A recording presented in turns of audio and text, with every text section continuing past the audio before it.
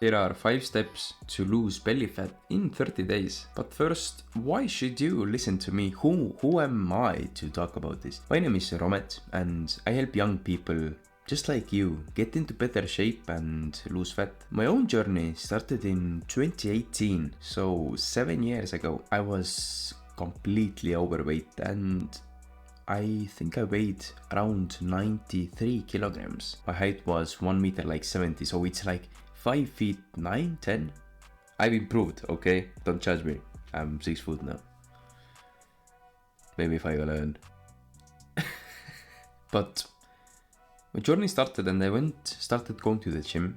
I started training, started taking weight loss much more serious, but the progress was painfully slow and it took me around 2 to 3 years to finally see some progress, because I wasn't consciously thinking that yes, I'm on a diet and doing this. I was just like, yeah, I'll go to the gym, I guess. So basically I ended up losing around 25 kg of my body fat, and I became like a normal human being who wasn't ashamed about the way he looks. I remember this one time when it was my friend's birthday or classmate's birthday, and we went to his house, we were playing and stuff like that, and then there is this little swing or pole, where it is this connection point and it goes from one side to another. So my friends did it, they were like do. But when I went on it, it was always like this. I sat on this side because I was so much more fatter than everybody else. But now I'm in a much more better place. What caused me this? What were my mistakes that I was doing? First of all, I was eating processed foods. I was just thinking that every single calorie is the same, and you just need to have your app, MyFitnessPal, open, log everything in there, and the weight will be lost. What ended up happening with me was that I ended up eating more calories than I should have had because of the foods. Because these types of food actually make you want to eat more. But how? First of all, because they fluctuate your blood sugar, they fluctuate your other hormones, ghrelin and leptin as well. Now you are asking, what are those two? So basically, ghrelin is the feeling of hungriness. How much hunger do you have? How much do you need to eat food? It fluctuates when you're eating processed foods. And also leptin, the feeling of saturation, the feeling of fullness. So after you eaten, you get this sensation that you're full. You don't want to eat any more food. It decreases, so you don't feel that as much. The second reason was because I just wasn't moving enough. I was quite stationary. I had my school, I went to the gym, but in the gym I was weight training. I was doing a little bit of cardio. You know that humans are made to move. It is the 10,000 steps is to a human who is stationary and isn't doing anything really good. But to a guy who's trying to optimize just specifically for health, do you think that he should do more steps or be more active? Fuck yes. The standards have gone down so low that we think that this right here, when I am sitting and recording this is completely fine. Fuck no. That's why we're so unhealthy as humans altogether. And the third reason, I was just not committed to losing weight. Because I had previously built up a personality of a guy who doesn't take himself serious, who doesn't see progress, who doesn't actually commit to anything and wants easy things in life. I remember I was trying to take it serious. I was creating documents in Google Docs, where I wrote down things like, the date is this and this, today I weighed this much, 80 or 90 something kilos, then in 2 months I'll be weighing 70 something. I did my signature down below it. I made this promise to myself and I couldn't keep it, because I was this old version of myself that wouldn't do these things. Now, let's cut to the chase and let me tell you what are the things that I now use to fix those like problems and actually be in better shape. First is one ingredient foods. So you remember we talked about processed foods and what it does to your body. Now this is a actionable step for you to exchange that. Start using foods that are one ingredient. Like when you think about meat, it consists of meat. When you think about rice, it is made out of rice. So it is the best foods are those that are natural and one ingredient. Because nowadays we get processed foods, they are saturated in fat, so it is best to avoid them. And you know what is the fun part about this? Because you are dieting, you're trying to lose weight, you're trying to eat less food, right? So think about eating 10 eggs. How like fun does it seem? Because you know that you're gonna get quite full.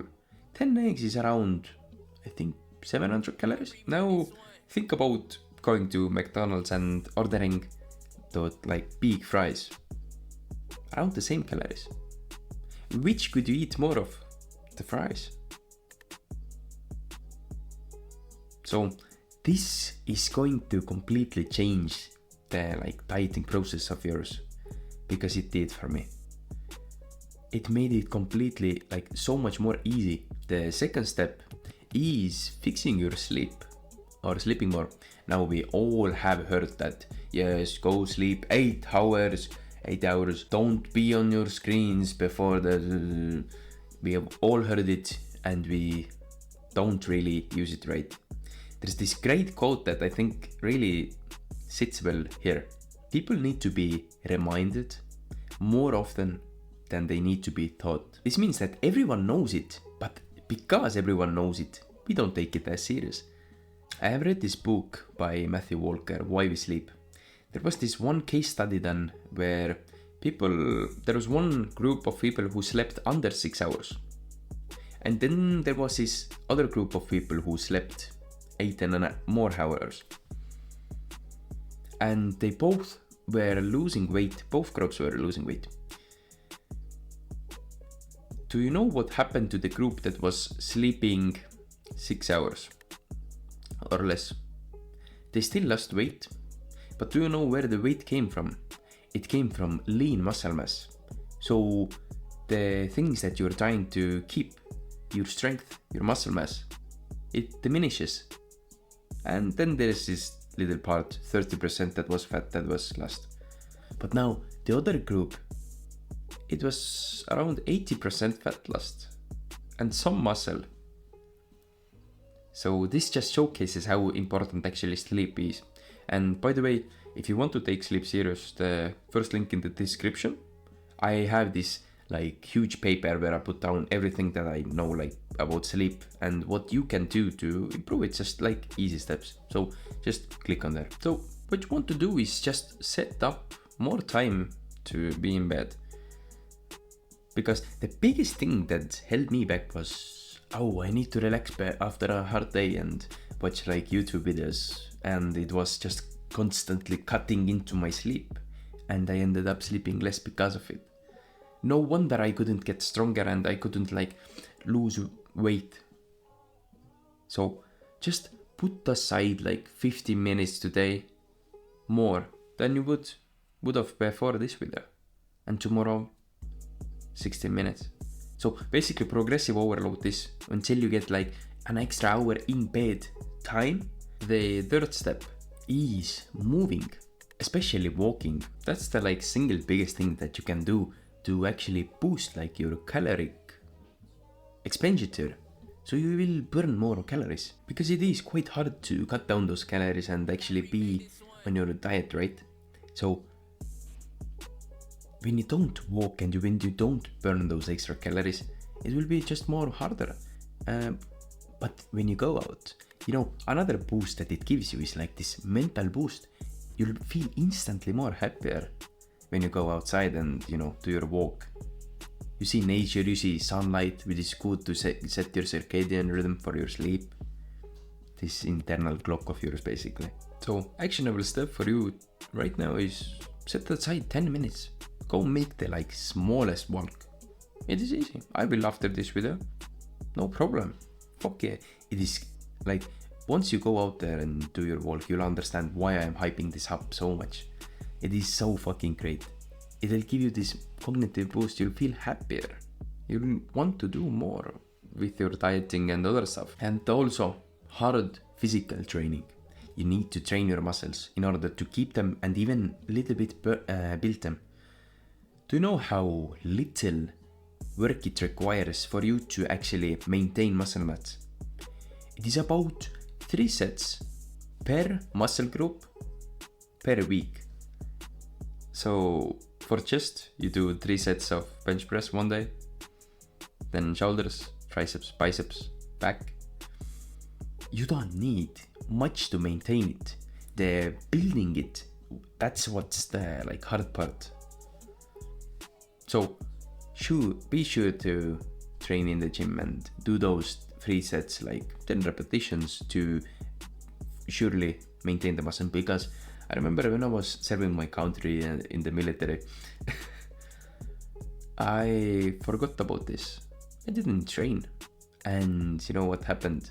I lost weight and I got really skinny, and I was just small. I had no strength. Yeah, sure, my like abs were showing a little bit and all that, but I wasn't actually being strong. What was the main like purpose of this in the first place? And it was just because I didn't train. Now the 4th step is to drink more water, because we are all probably dehydrated. We need to have that water bottle constantly like in our eyes so we can like grab it. I have this, I drink like 5 of these throughout the morning time when I'm trying to be productive.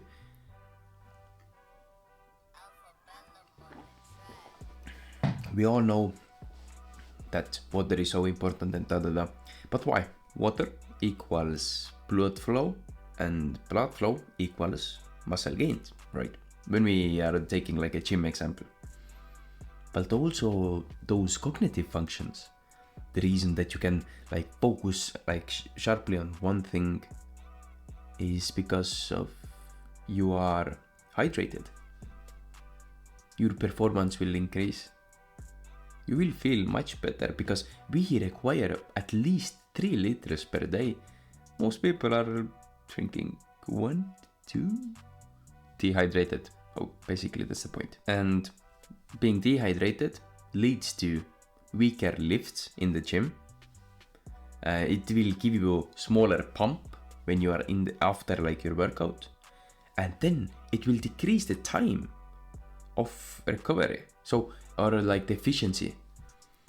So you will recover for so much more time, and it will give you just a little bit more cravings as well, because you think that you're hungry, but you actually want to just drink water, and you don't really separate those two. Happens to every one of us. Now, how to actually create habits? First thing, make it as easy as possible to do. So for you, actionable step, go buy a water bottle. Start using it daily, every single day. Have it by your side, have it on your desk, bring it to school, bring it to work. Drink 3 liters of water. That's like the end. That's no more like talking on this up. The 5th step is to start actually taking this serious. You need to start developing yourself to a version of you that is the guy that, yes, I work out. I go for cold like showers or plunges in the morning. Yes, I do that. I am in great shape. I eat healthy. You need to do that transition, because when you try to be that healthy guy, the guy who trains and does it whilst you think that you are the guy who is like the slowest in the school, who has these like fat rolls, who likes eating like pizza on like Saturdays, it is impossible then. your old version of you will always keep getting you there back. Now there is this one great quote also to put in here. What gets measured gets improved. Tracking your weight, tracking how much like you train, everything like this, like be sure to do it. And it is for us really simple reason, because when you don't actually see progress, that thing creates pain. And you know what pain creates? Pain motivates you. It is the reason that you are watching this and you want to improve, because you don't want to feel that pain anymore, right? If you are actually serious about getting in shape, then the second link in the description, I have this free one-on-one call. Just jump on it. Yeah?